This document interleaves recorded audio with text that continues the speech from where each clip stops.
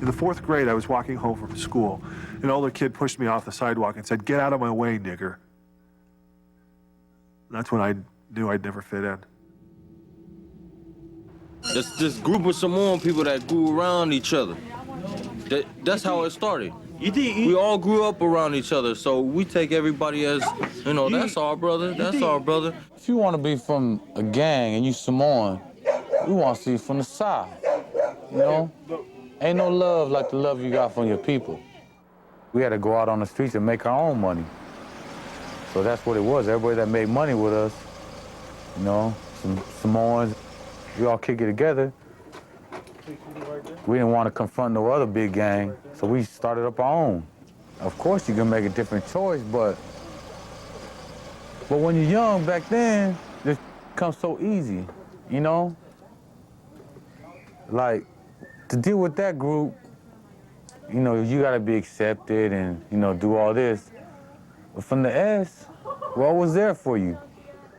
Sometimes the love at home, it's all cool and that, you know, but, you know, when they leave out the house, it's a different environment for a lot of young people, you know, because they have to go out into the world and try to find out where they fit in. That's to me is like, you know, what it represents, Sons of Samoa. My dad's Samoan, you know what I'm saying? My mom's Samoan. You know, and I'm a son of Samoa. That's why I love my hood so much, because it's like me. It represents me. Other people got problems with that, but I know every Samoan want to be from the S. If they was from somewhere, they would want to be from the S. Straight up. I think the culture may have something to do with that too, you know, being outnumbered out there in the United States, shall we say, and their culture not being recognized, shall we say, in quotes. You know, I'm Samoan, you know what I mean? But they don't know what that means, man. It means you're a warrior. You know how to speak Samoan, you know how to represent the Samoan culture.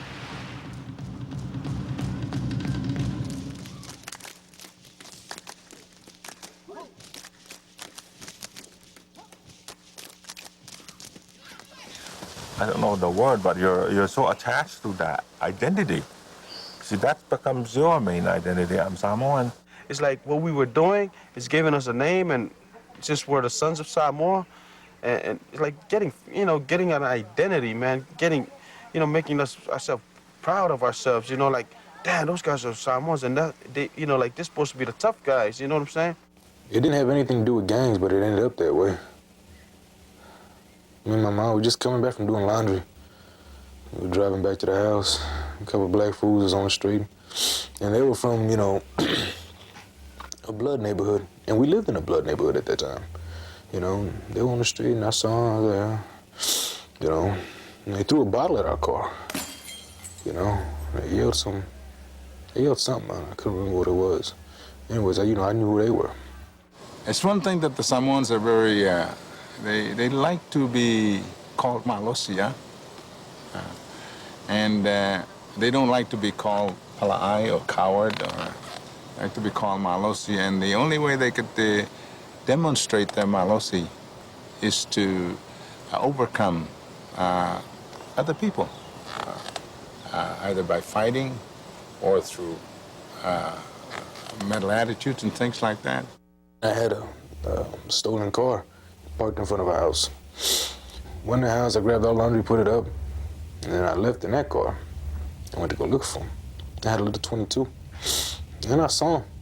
He looked at me and said, "What's up, blood?" I was like, "F you, cuz." I was like, "What?" So, and I already had the window down. I pulled the gun out like that. All the heads went down like that, and I started shooting. And evidently I missed him, because he started driving away. If I see any of my brothers getting in trouble somewhere, it doesn't matter if it's a semi, I'll defend them. You know, that's in your blood. Ours is a shame culture. In other words, if something bad happened to one of my people, I'd be ashamed not to take part in it, even if I was not there originally. I would go out there and just fight for him. And the whole family will eventually come in and fight for it. And if it was this dispute between our village and another village, the whole village will come in and help me fight that other village. I followed the car 2 streets down from where we lived. Then he parked his car, but I stayed back. I didn't follow that close behind. And then they all got out the car, and they was cussing and this and that. I was like, I can't believe that MF did that and this. And then I pulled up right in front of the house. They looked at me and they yelled, ah, there he goes again. And they started running in the house. I started shooting again. Whether or not I hit anybody, I don't know. All I know, I broke the big living room mirror. Samoans out here, a lot of them don't think it's like a gang thing. It's like a family thing with every gangsters. You know, a lot of the other gangsters, they're not related, but if one of them gets hurt, that's like a family member. Of course you want some, you know, retaliation on them fools. Why? So they think they could do that shit and just get away with it. Fighting is not allowed. Let me just say that. I don't want to sound like the Samoan community is lawless. There are no rules. It's a barbarian. No, not by all means. You see, the Samoan setup it's pretty structured. You don't even think about it. You just do it. Do it because in your mind, you know, you're a soldier for that hood. You know, you're not going to sell out to nobody.